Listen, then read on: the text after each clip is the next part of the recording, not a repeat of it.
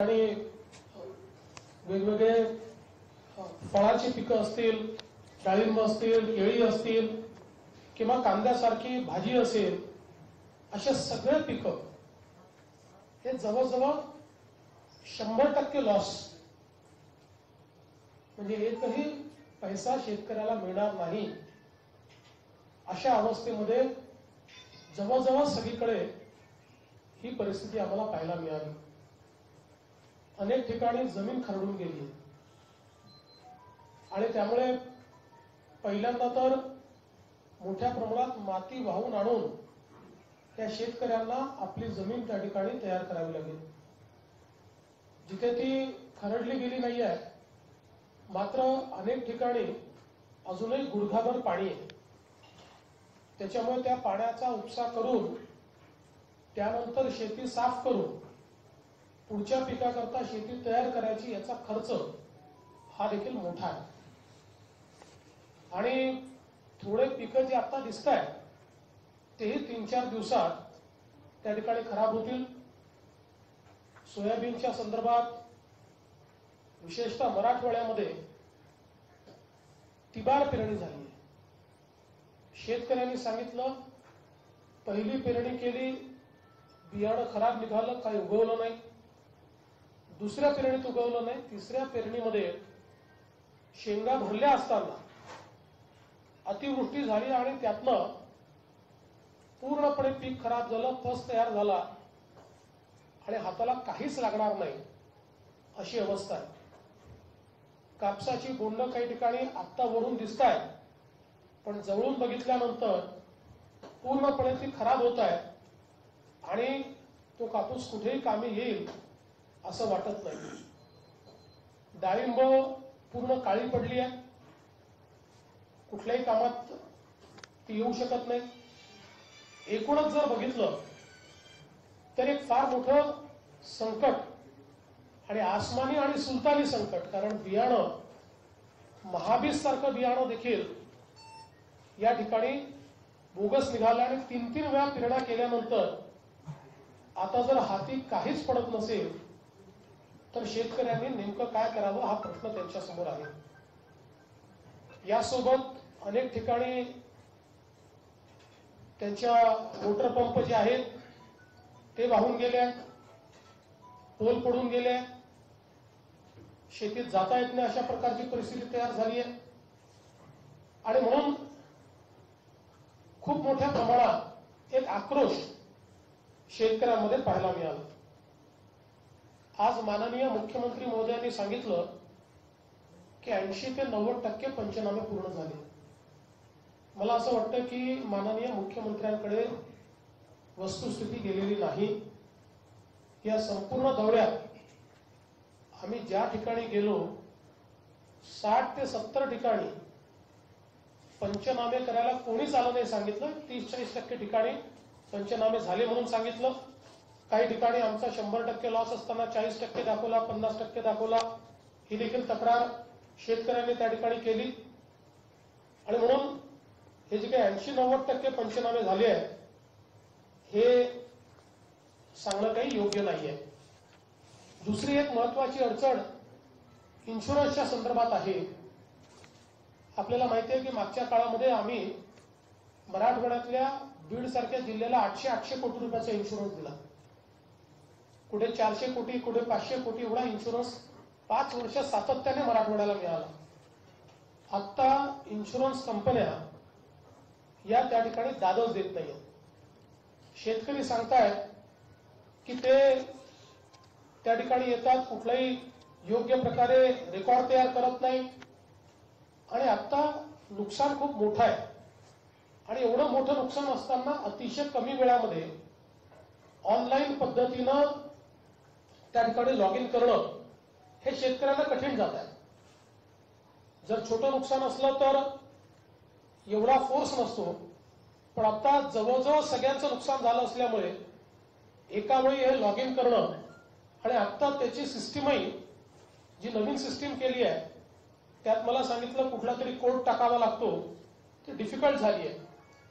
त्यामुळे आमची मागणी आहे की आत्ताचं हे संकट पाहता ऑफलाईन पद्धतीने देखील शेतकऱ्यांचे अर्ज इन्शुरन्सचे जे आहेत ते स्वीकारण्यात यावेत, त्यांचे क्लेम मान्य करण्यात यावे आणि कुठल्याही प्रकारचा पंचनामा तो जर सरकारच्या कुठल्याही यंत्रणेने केला असेल तर तो ग्राह्य धरला जावा. केवळ इन्शुरन्स कंपन्यांनी केलेला पंचनामा किंवा त्यांनी त्या ठिकाणी केलेली नोंद ही ग्राह्य धरता कामा नये. आणि मागच्या वेळेस आपल्या लक्षात असेल की आम्ही असा निर्णय केला होता आणि इन्शुरन्स कंपन्यांनाही सांगितलं होतं की जिथे नोंद घ्यायला कोणी जाऊ शकत नाही त्या ठिकाणी शेतकऱ्यांनी आपल्या मोबाईलमध्ये फोटो काढून ठेवला तरी देखील तो ग्राह्य मानला पाहिजे. मला असं वाटतं की आता ती परिस्थिती करण्याची आवश्यकता आहे.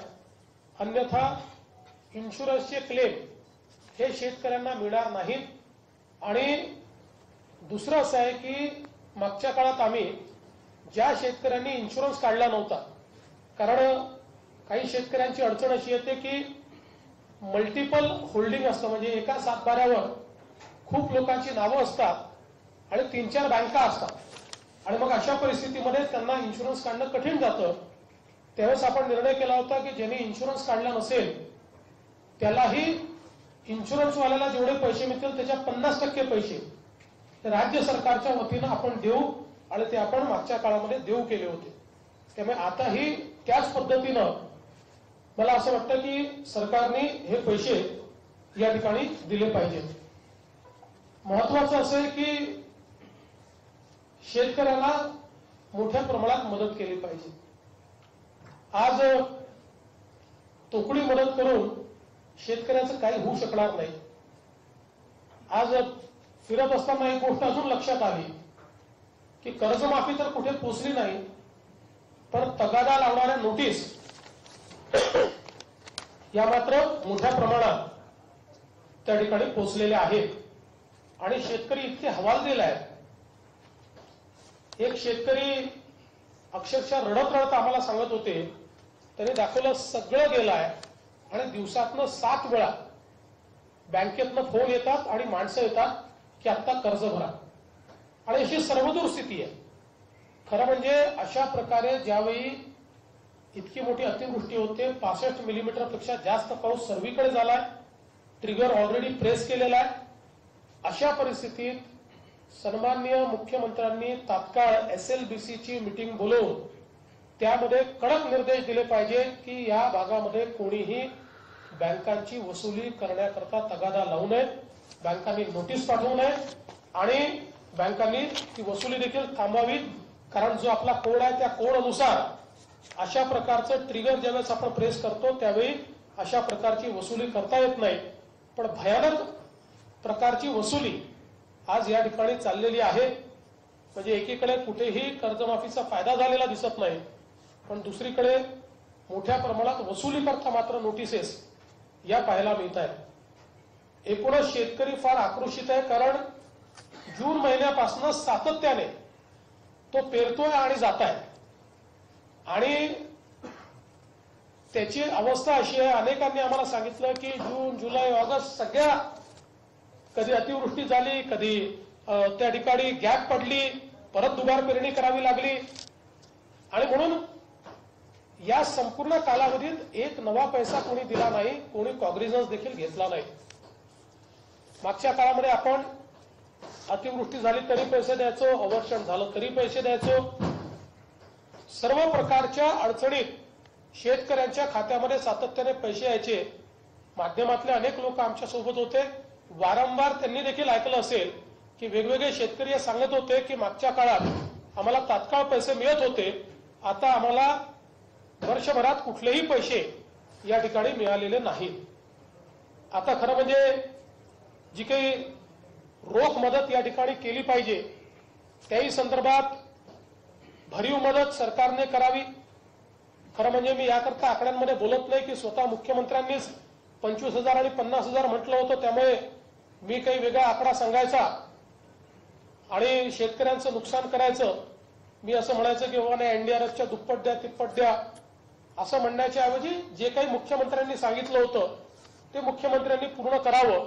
पण जो काही निर्णय घ्यायचा आहे माननीय मुख्यमंत्र्यांना तो तात्काळ त्यांनी निर्णय घ्यावा. खरं म्हणजे मागच्या वेळी त्यांनी घोषित केल्यानंतर मागच्याही पावसाचे पैसे तुम्ही सांगितल्याप्रमाणे द्या असा सारखा तगादा त्यांच्या मागे आम्ही लावला. त्याही वेळेस त्यांनी दिले नाहीत. जे 8,000 रुपये गव्हर्नर साहेबांनी दिले होते त्यानंतर एक नया पैसा हा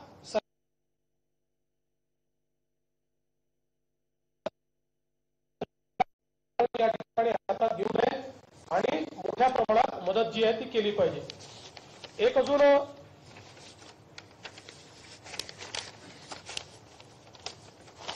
मुद्दा मला मांडला पाहिजे की साधारणपणे मदतीच्या टाळाटाळीच्या संदर्भात कारण दिले जात आहेत.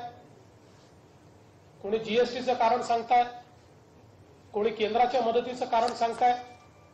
मी जीएसटी संदर्भात काल अनेक माध्यमांपुढे सविस्तर बोललो आहे की तो सगळा पैसा केंद्र सरकार देत आहे. केंद्र सरकार स्वतः कर्ज काढून राज्याचे पैसे देत आहे. मागच्या वर्षीचे सगळे पैसे केंद्राने क्लिअर केले आहेत आणि आपल्या राज्य सरकारकडे 60,000 कोटीची फिस्कल लिमिट आज शिल्लक आहे. त्यामुळे आता आपण जर शेतकऱ्याला पैसे दिले तर हे येणारे जे पैसे आहेत त्यातनं ते आपण परत देखील करू शकतो. त्यामुळे हे जीएसटीचा जो बहाणा सांगितला जातोय तो अत्यंत चुकीचा आहे. केंद्र सरकारच्या वतीनं जी काही मदत आहे ती निश्चितपणे मिळेलच. पण पुन्हा एकदा सांगतो की राज्य सरकारला मेमोरँडम तयार करावा लागतो. तो मेमोरँडम राज्य सरकार केंद्र सरकारला पाठवते. त्या ठिकाणची टीम येऊन या ठिकाणी तो मेमोरँडम बरोबर आहे की नाही याचं एक 2-3 दिवसाचा दौरा करून फक्त चेकिंग करतं, रँडम चेकिंग असतं. आणि त्यानंतर त्या ठिकाणी केंद्रीय गृहमंत्री, केंद्रीय कृषी मंत्री आणि केंद्रीय वित्त मंत्री यांची समिती आहे, जी समिती अशा प्रकारची ग्रँट अप्रूव्ह करते. त्यामुळे हे सगळ्यांना माहिती आहे आणि विशेषतः माननीय पवार साहेब तर 10 वर्ष कृषी मंत्री असल्यामुळे या समितीचे भाग होते आणि त्यामुळे त्यांना देखील हे माहिती आहे. आणि म्हणून मला असं वाटतं की केवळ आपले हात झटकायचे आणि केंद्रावर टाकायचे योग्य नाही. केंद्र मदत करेल पण त्याकरता राज्याला प्रोसेस पूर्ण करावी लागेल. ती प्रोसेसही राज्याने तात्काळ पूर्ण करावी.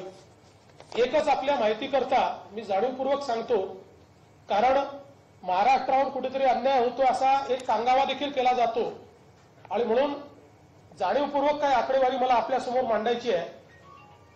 ही युपीएच्या काळामध्ये ज्यावेळेस पवार साहेब कृषी मंत्री होते, त्या कमिटीचे भाग होते, मनमोहन सिंगजी मुख्य पंतप्रधान होते, त्या काळामध्ये 2004-05 साली महाराष्ट्राने 1,117 कोटी मागितले आणि महाराष्ट्राला 174 कोटी मिळाले. 2009-10 मध्ये महाराष्ट्राने 15,000 कोटी मागितले, महाराष्ट्राला 671 कोटी मिळाले 2008-09-10 मध्ये. 2011-12 मध्ये महाराष्ट्राने 1,118 कोटी मागितले, महाराष्ट्राला 547 कोटी मिळाले. त्यानंतर 2012-13 मध्ये खरीपामध्ये महाराष्ट्राने 3,232 कोटी मागितले, फक्त 778 कोटी मिळाले. रबीमध्ये 1,801 कोटी मागितले, फक्त 103 कोटी रुपये त्या ठिकाणी मिळाले. त्यासोबत 13-14 मध्ये महाराष्ट्राने 4,475 कोटी मागितले आणि महाराष्ट्राला 552 कोटी मिळाले. म्हणजे एकूण या कालावधीमध्ये महाराष्ट्राने 26,805 कोटी रुपये केंद्राला मागितले, 26,805 कोटी, आणि केंद्राने 3,789 कोटी दिले. 26,800 म्हणजे 27,000च्या अगेन्स्ट 3,700 कोटी रुपये केवळ केंद्राने दिले. मोदी सरकारच्या काळामध्ये म्हणजे माननीय मोदीजी पंतप्रधान झाल्यानंतर 14-15 मध्ये 6,000 कोटी मागितले, 2,000 कोटी रुपये दिले. 15-16 मध्ये 6,000 कोटी मागितले, 3,638 कोटी रुपये दिले.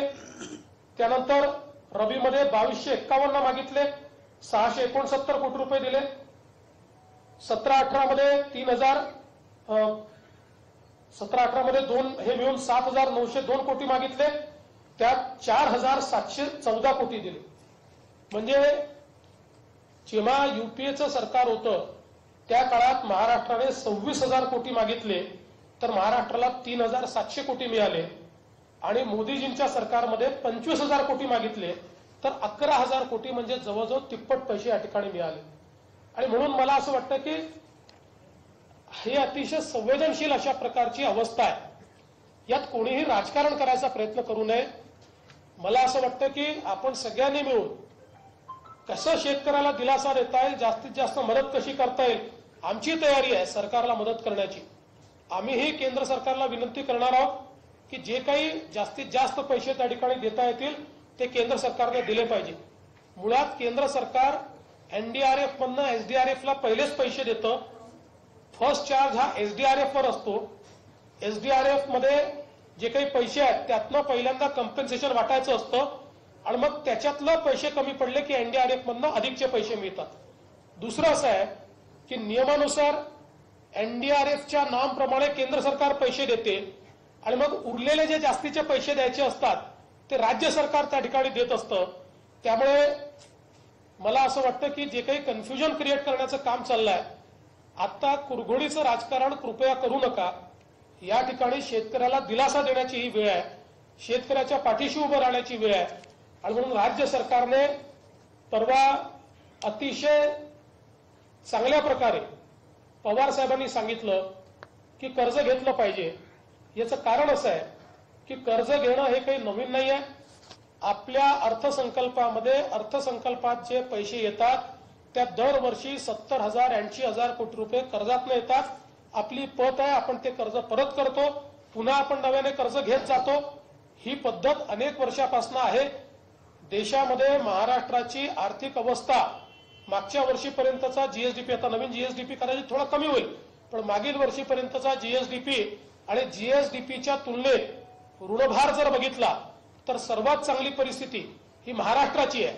सर्वात कमी ऋणभार जीएसडीपीच्या तुलनेत हा महाराष्ट्राचा आहे.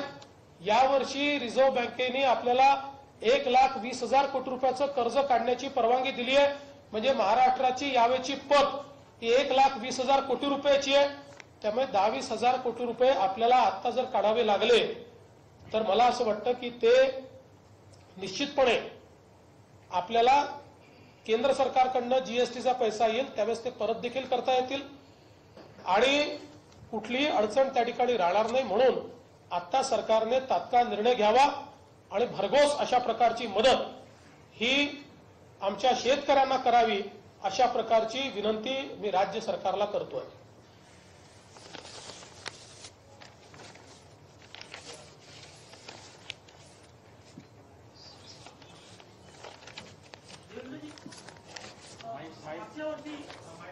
कोल्हापूर सांगलीमध्ये जेव्हा पूर परिस्थिती आली होती त्यावेळेस एनडीआरएफचे निकष आपण सगळे बदलले होते आणि 3 पटीनं कोल्हापूर सांगलीच्या लोकांना नुकसान भरपाई दिली होती. मराठवाड्यामध्ये उस्मानाबाद, लातूर या भागामध्ये अशीच परिस्थिती आहे. गोदाघाटच्या परिसरामध्ये मोठ्या प्रमाणात नुकसान झाले. मराठवाड्यासाठी हा निकष लावा असं वाटतंय तुम्हाला? निश्चितपणे. म्हणूनच मी सांगितलं की एनडीआरएफचे जे निकष आहेत ते बदलण्याचा अधिकार राज्य सरकारला आहे. एनडीआरएफच्या पैशाच्या व्यतिरिक्त अधिक्य देऊन राज्य सरकार त्या ठिकाणी तशा प्रकारे मदत करू शकते. उदाहरणादाखल मागच्या वेळी एनडीआरएफच्या नावाप्रमाणे 6,000 रुपये द्यायला पाहिजे होते, पण राज्यपालांनी 8,500 रुपये दिले. ते एनडीआरएफच्या नावाच्या बाहेर जाऊन दिले जेव्हा मागच्या वेळेस मराठवाड्यात आणि इतर भागामध्ये. त्यामुळे आपण म्हणता ते योग्य आहे या ठिकाणी. म्हणूनच मी असं म्हटलं की भरीव मदत करण्याची आवश्यकता आहे. 2 पट 3 पट मदत ही आता करण्याची आवश्यकता आहे. शेतकरी लागोपाठ उद्ध्वस्त होतोय आणि खूपच विदीर्ण अवस्था आहे, म्हणजे बघवत नाही अशी अवस्था आहे. अक्षरशः इतके असे रडतात शेतकरी की आपण काय उत्तर द्यावं, आपल्याही डोळ्यात पाणी येतं, अशा प्रकारची अवस्था त्या ठिकाणी आहे. तर मला वाटतं ही खूप संवेदनशील अशा प्रकारची वेळ आहे आणि त्या संवेदनशीलतेनंच सरकारने कारवाई केली पाहिजे.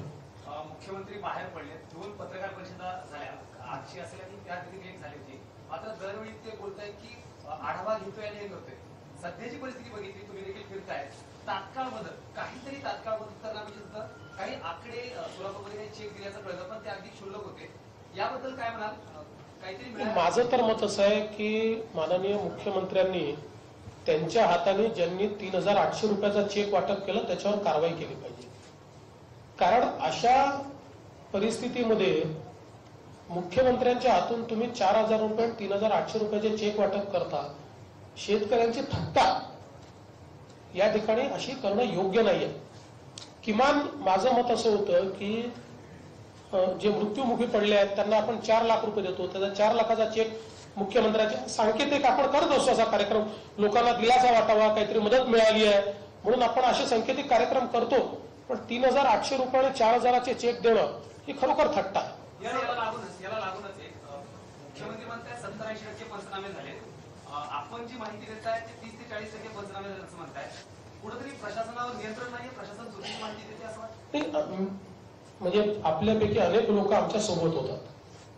मी काही माझ्या मनाचं सांगत नाही. आपण ज्या ज्या ठिकाणी विचारलं 30-40% ठिकाणी लोकांनी सांगितलं हो आमचे पंचनामे झाले. पण 60% ठिकाणी लोक म्हणाले की आमच्याकडे कोणी पोहोचलं नाही. त्यामुळे मला असं वाटतं की कुठेतरी मुख्यमंत्री जे सांगतात त्यात आणि जे प्रत्यक्षात घडताय त्यात एक फार मोठी गॅप आहे. एक गोष्ट अजून मला या ठिकाणी सांगितली पाहिजे की आता जी काही अवस्था शेतकऱ्याची आहे, शेतकरी आता कसं तरी शेती साफ करून मशागत करून रबीची तयारी करेल. पण आता रबीचं बियाणं देखील उपलब्ध नाहीये. मी लातूरला गेलो असताना मला एक खूपच नवल त्या ठिकाणी आमच्या संभाजीराव पाटील निलंगेकरांनी लक्षात आणून दिलं की त्या ठिकाणी शेतकऱ्यांचे अर्ज घेतले आहेत आणि त्या ठिकाणी त्याची लॉटरी काढली जाणार आहे आणि लॉटरीत ज्यांची नावं येतील त्यांना बियाणं मिळणार आहे. हे फारच आश्चर्य आहे. म्हणजे हे बियाणं आहे का म्हाडाचं घर आहे अशा प्रकारची अवस्था आहे. हे कधीच झालं नव्हतं. 7-12 त्याला बियाणं अशा प्रकारचं आणि साधारणपणे अशा प्रकारची आपत्ती आल्यानंतर तर 7-12 त्याला बियाणं अशीच आपली धोरण असायचं. पण हे आणि यातनं शेतकऱ्यांमधला असंतोष जो आहे तो किती वाढणार आहे की तुम्ही 100 शेतकऱ्यांकडनं अर्ज घेणार आणि 30 लोकांना त्यातनं लॉटरी काढून बियाणं देणार. त्यामुळे आता तात्काळ बियाणं सोर्स केलं पाहिजे. राज्यात नसेल तर बाहेरून आणलं पाहिजे. ज्या ज्या ठिकाणी आपल्याला उपलब्ध असेल त्या त्या ठिकाणून आणलं पाहिजे आणि नव्याने बियाणं देखील हे शेतकऱ्यांना उपलब्ध करून दिलं पाहिजे. वारंवार आपला उल्लेख करतात आणि ते म्हणतात की फडणवीसांनी केंद्र सरकारकडे जाऊन मागून घ्यावी. नाही, मी त्याचं उत्तर काल देखील दिलं आहे. मी मुख्यमंत्र्यांना विनंती केली आहे की अशा प्रकारची टाळाटाळ करणं योग्य नाही. आणि मी तुम्हाला खरंच सांगतो, महाराष्ट्राचे मुख्यमंत्री कोणी असो त्यांचे दिल्ली दरबारी पत असते आणि कुठले म्हणजे मी गेलो आणि मुख्यमंत्री गेले तरी काही मुख्यमंत्र्यांनी मागणी केली तर मोदीजी देणार नाही आणि मी मागितलं तर देतील असं बिलकुल नाहीये. महाराष्ट्राच्या मुख्यमंत्र्यांनी मागणी केली तर ती निश्चित मिळणार आहे. फक्त ती मागणी हे जे आपण सांगतो ना जा आणि घेऊन या असं नाही होत. या देशात कायदे आहेत, पद्धती आहेत. त्या पद्धतीप्रमाणे पहिल्यांदा राज्याच्या सरकारला मेमोरंडम तयार करावा लागतो. तो मेमोरंडमच अजून तयार झालेला नाही, अजून तुमचा आरामच झालेला नाहीये. त्यामुळे म्हणूनच मी वारंवार म्हणतो की तुम्हाला शेतकऱ्यांना दिलासा देण्यात इंटरेस्ट आहे की राजकारण करण्यात इंटरेस्ट आहे. एकदा मुख्यमंत्र्यांनी ठरवावं. गेल्यावेळी आम्ही केंद्र सरकारला पत्र पाठवतोय मात्र केंद्र सरकार त्या संदर्भात उत्तर देत नाही. त्याला जोडून दुसरा प्रश्न आहे की जयंत पाटला काय असं म्हटलं की कोल्हापूरच्या महापुरामध्ये ही मदत सरकारने केली असा दावा करत आहे. मदत सरकारने दाखवावी अशी कोणत्याही प्रकारची मदत झाली नाही. पहिली गोष्ट, विजय वडेट्टीवार साहेब हे मदत आणि पुनर्वसन मंत्री आहेत. त्यामुळे किमान त्यांनी तरी कशा प्रकारे केंद्राची मदत मिळते हे समजून घेतलं पाहिजे. केंद्राला पत्र पाठवून मदत मिळत नसते, त्याची पद्धती आहे. असं आहे, आपल्या देशात एक फॅमिनचा कोड आहे, एक NDRFचा कोड आहे. प्रत्येक गोष्ट नियमाने होते. त्याप्रमाणे राज्याला आपली डिमांड रेस करावी लागते. त्याचा एक मेमोरंडम तयार करावा लागतो. म्हणजे विजय वडेट्टीवारांनी पंतप्रधानांना लिहिलं की आपण 4,000 कोटी द्या की पंतप्रधान 4,000 कोटी असे बँकेतनं काढणार आणि वडेट्टीवारांना देणार, असं होत नाही. कुठे नुकसान झालंय, काय नुकसान झालंय, कुठल्या पिकाचं झालंय याची सगळी माहिती द्यावी लागते. त्या माहितीसहित जर त्यांनी मेमोरंडम पाठवला तर निश्चितपणे केंद्र सरकार मदत करेल. दुसरं काय विचारलं तुम्ही? जयंत पाटलांनी असं ते बघा, आम्हाला जयंत पाटलांच्या सर्टिफिकेटची आवश्यकता नाही. जनतेला सगळं माहिती आहे. पण जयंत पाटलांनी आता आमचं उणोधुणं करायच्या ऐवजी मदत करावी ना जनतेला. मला आश्चर्यच वाटतं. सगळे मंत्री येतात आणि उणोधुणं करतात, राजकीय बोलतात. कोणी मदतीचं बोलत नाही, कोणी जाऊन बघत नाही, कोणी शेतकऱ्याचे अश्रू पुसत नाही. काय अजबच सरकार. गेल्यावेळी मुख्यमंत्री औरंगाबादमध्ये आले होते गेल्यावेळी आणि जी अतिवृष्टी झाली ती पाहणी केली होती. शेतकऱ्यांना आश्वासन दिलं होतं. मात्र त्या शेतकऱ्यांना आतापर्यंत मदत मिळाली नाही आणि पंचनामे सुद्धा त्यावेळी झाले नाही.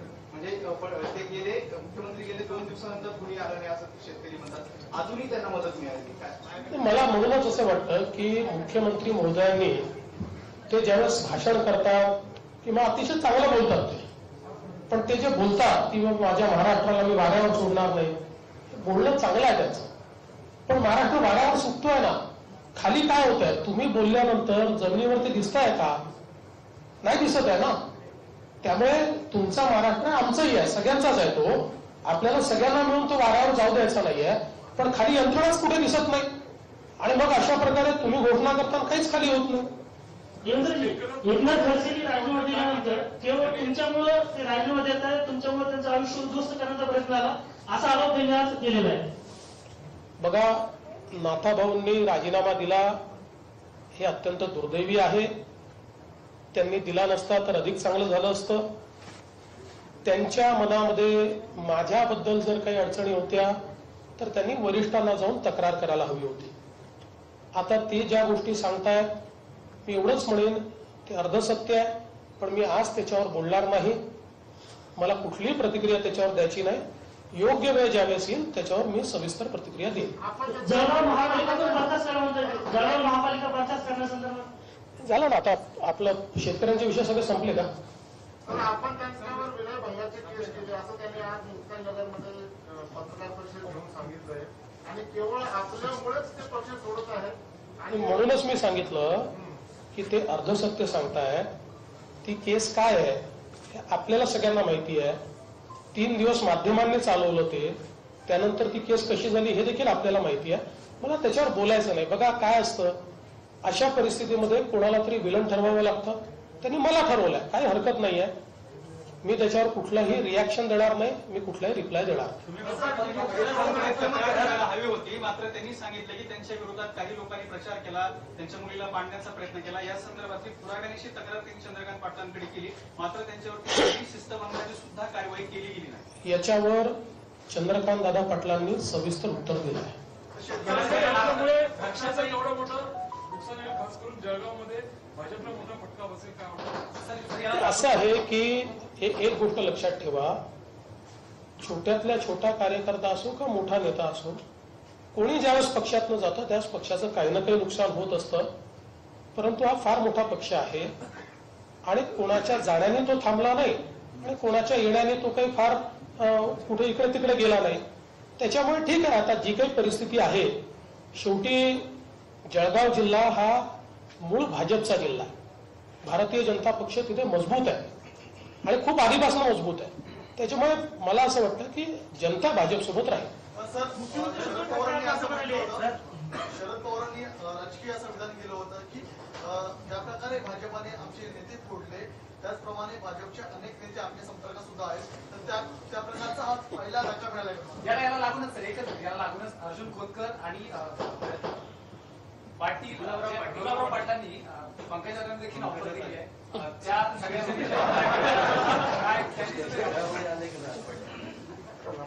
पहिली गोष्ट तर अशी आहे, कोणीही नेता ते आमदार बिमदार जे सांगतात ना, एकही आमदार कोणी जाणार नाही, कोणी नाही. आणि ज्यांचं स्वतःच खरं नाही, आता अर्जुन खोतकरांचं काही खरं आहे आहोत, त्यांना कोणी विचारते का? मला खरं सांग, माझे मित्र आहेत ते जवळचे, कोण विचारताय त्यांना? त्यांनाच कोणी विचारत नाही. कशाचं ऑफर देत बसला? तुम्हाला कोण विचारताय तिथे? चला, मला असं वाटतं आता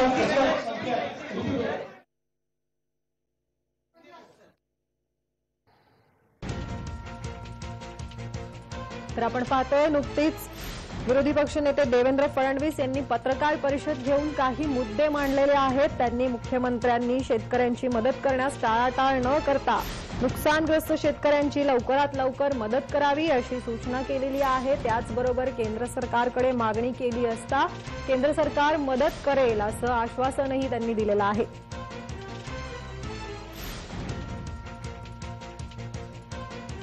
देवेंद्र फडणवीसांनी पत्रकार परिषदेमध्ये एकनाथ खडसेंचा राजीनामा अत्यंत दुर्दैवी गोष्ट असल्याचं देखील बोललेलं आहे. त्याचबरोबर एकनाथ खडसेंचे आरोप हे अर्धसत्य असल्याचं सांगत सध्या बोलण्यास त्यांनी टाळाटाळ केलेली आहे. खडसेंच्या मनात तक्रार होती तर त्यांनी वरिष्ठांकडे तशी तक्रार करायला हवी होती. खडसे जे बोलतायत ते अर्धसत्य असल्याचं विरोधी पक्षनेते देवेंद्र फडणवीस यांनी म्हटलेलं आहे.